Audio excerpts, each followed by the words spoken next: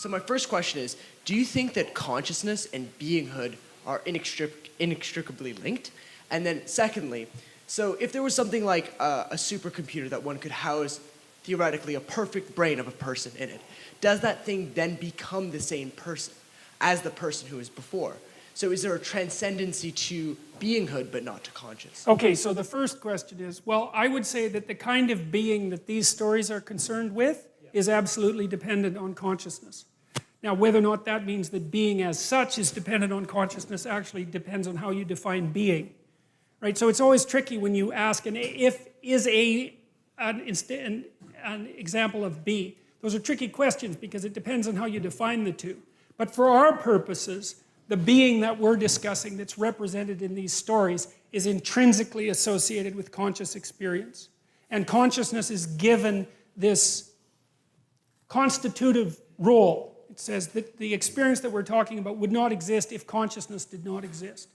So you can think about it as a kind of game in a way, and then you have to decide for yourself whether that's a game that can be generalized. And I won't answer the second part, okay? If you don't mind. All right. So, two-part question. First one's very quick, almost admin. If we want to read the biblical stories that kind of you're referring to, is there a particular version, edition, source, publisher that we should refer to? Oh, I'll bring the thing I like next week, which is I think the Reader's Digest published it of all things, but it's it lays out the narratives in a different format. It's easier. I find it much easier to read.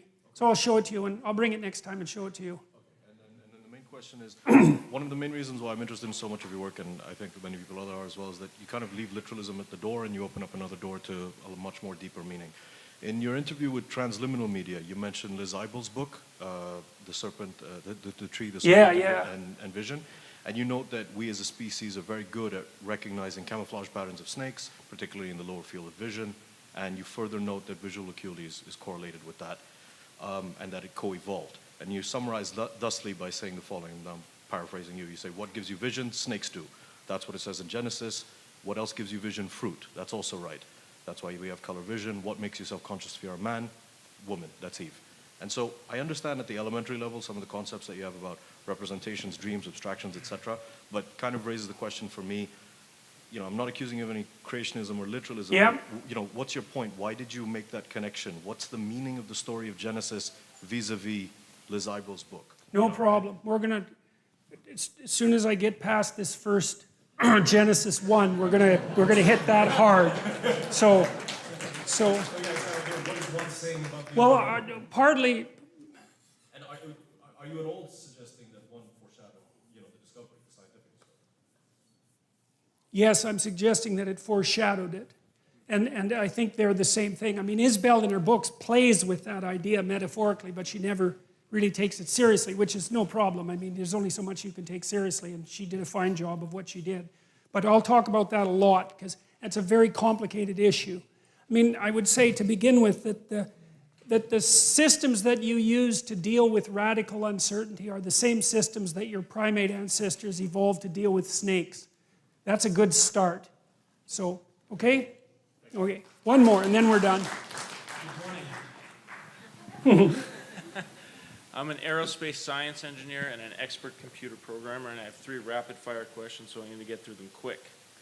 Based on your opinion of where the universities now stand in terms of humanities and social sciences, is mathematics more powerful than articulated speech?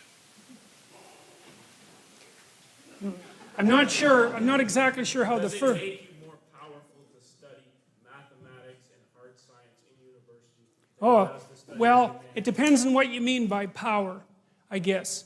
I mean, obviously studying mathematics and computer science makes you insanely powerful. The question is, to what end? And I don't think that you can extract an answer to that from the study of mathematics. The humanities are there to ground people in proper citizenhood. That's a way of thinking about it. And so, yes, it makes you powerful, but then the question is, who has the power? Because it might not be you. It might be the mathematics, so to speak. You know, because you never know what you're an agent of, precisely.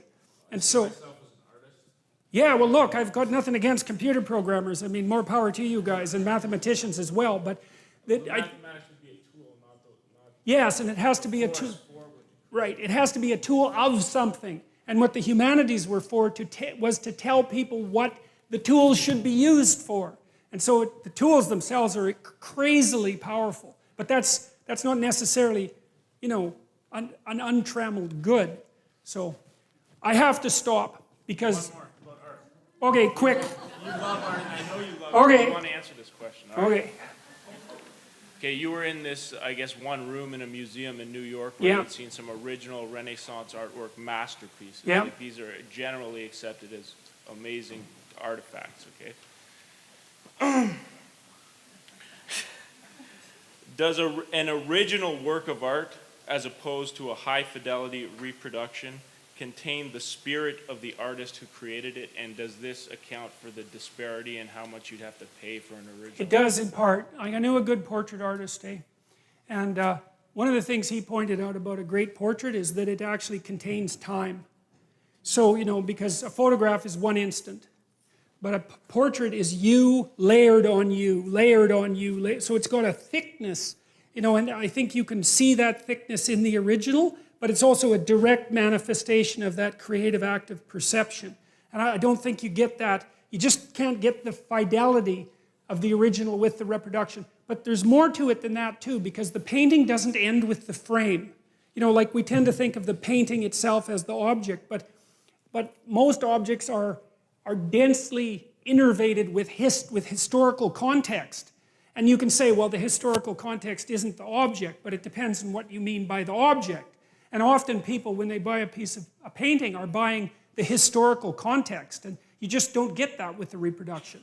It's a kind of magic. It's like, do you want to have Elvis Presley's guitar or another guitar just like it? Well, you want to have Elvis's guitar. It's why. You can't tell it's Elvis's guitar by looking at it. Yeah, but why would you want it? Was there any rational reason for wanting the original? I mean, it's exactly the same. It's a perfect fidelity reproduction, if there's such a thing.